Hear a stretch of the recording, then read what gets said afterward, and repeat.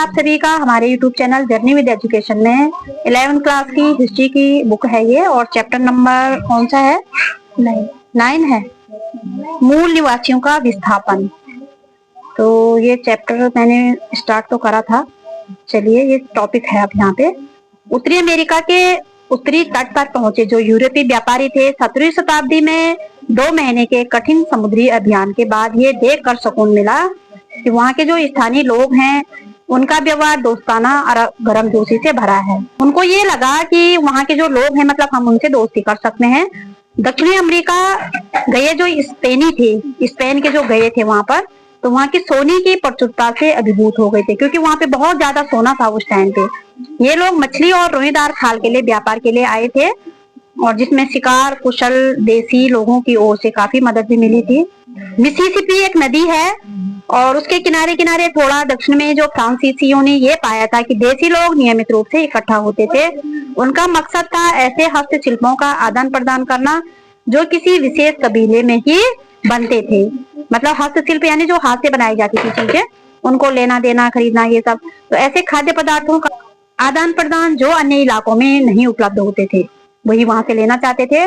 तो जो स्थानीय उत्पाद थे, मतलब उस जगह पे जो उत्पाद तैयार किया जाता था, उसके बदले में यूरोपीय लोग वहां के निवासियों को कंबल, लोहे के बर्तन, कभी कभी मिट्टी के बर्तनों की जगह भी इस्तेमाल करते थे लोहे के बर्तनों को। बंदूक और जानवरों को मारने में तीर धनुष को अच्छी तरह साबित हुए। शराब देते थे। वहां के निवासियों का पहले शराब से कोई परिचय नहीं था, लेकिन जल्दी उसके आदी हो गए, जो कि यूरोपीय लोगों के लिए अच्छा साबित हुआ था, क्योंकि इन्होंने व्यापार के लिए अपनी जो शर्तें थोपी थी उसमें सक्षम बनाया। यूरोपीय लोगों ने मूल निवासियों के तंबाकू की आदत ग्रहण कर दी थी। जो पारंपरिक धारणाएं थी, पश्चिमी यूरोप के जो लोग थे 18वीं सदी में सभ्य मनुष्य की पहचान साक्षरता का मतलब पढ़े लिखे, संगठित धर्म था, शहरीपन था, उसके आधार पर ही करते थे।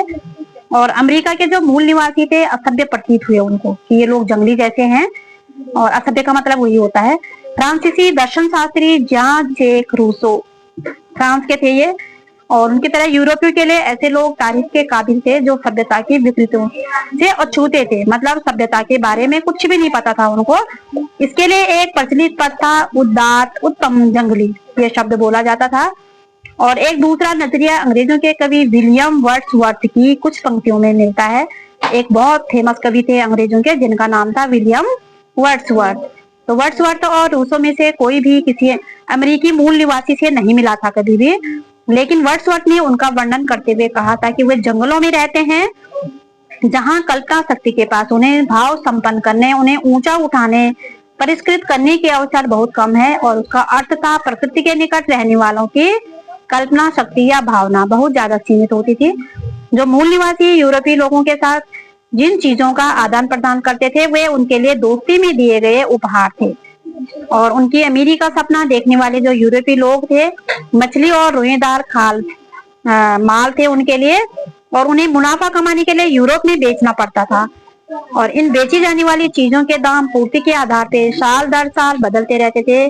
जो मूल बासिंदे इसे समझ नहीं पाते थे। सुदूर यूरोप में स्थिति बाजार और जरा भी बोध नहीं था, उनके लिए ये सब पहले की तरह था। जो यूरोपीय व्यापारी थे उनकी चीजों के बदले वो कभी भी बहुत सारा सामान देते थे तो कभी कम सामान देते थे। यूरोपीय लोगों के लालच को देखकर भी निराश होते थे।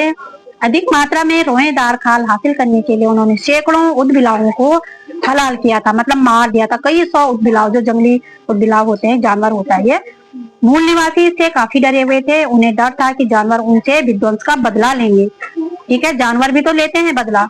तो शुरुआत में जो यूरोपीय लोगों के जो व्यापारी थे उनके पीछे पीछे अमेरिका में बसने के लिए जो लोग आए, यूरोपीय लोगों के कुछ समूह 17वीं सदी से ईसाईयत के विभिन्न संप्रदाय के ताल्लुक रखते थे। वो तो उत्पीड़न का शिकार भी थे, मतलब उनको परेशान किया जाता था। जो कैथोलिक प्रभुत्व के देश थे, यानी कैथोलिक धर्म जहाँ पे ज्यादा माना जाता था, तो वहाँ पे रहने वाले जो प्रोटेस्टेंट या प्रोटेस्टेंट को जो धर्म का दर्जा देने वाले देश थे, उनमें से बहुत लोगों ने यूरोप को छोड़ दिया था।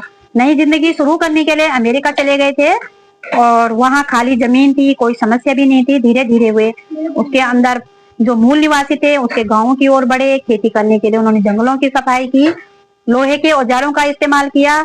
मूल निवासी और यूरोपीय लोग जब भी जंगल को देखते थे तो उनकी नजर में अलग अलग चीजें आती थी। जो मूल निवासी थे वहां के, तो उन मार्गों की पहचान की जो यूरोपीय लोगों के लिए अदृश्य थे, मतलब यूरोपीय लोगों को पता ही नहीं था उन रास्तों का। ठीक है ना। अगर आपको ये टॉपिक अच्छा लगा होगा तो प्लीज कमेंट करिए, शेयर करिए, लाइक करिए और सब्सक्राइब भी करिए। धन्यवाद।